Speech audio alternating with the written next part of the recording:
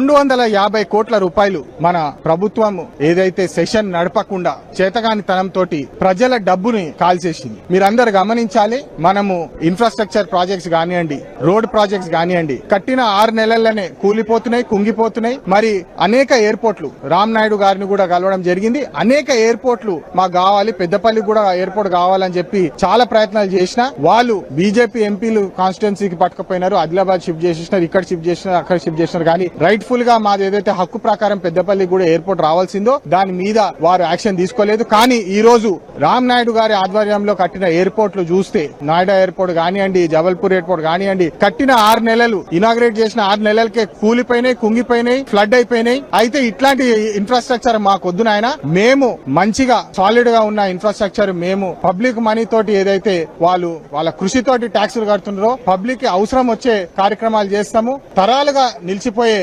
Infrastructure మేము కట్టుకుంటామని చెప్పి ఈ సందర్భంగా వారికి సవాల్ విసురుతున్నాము.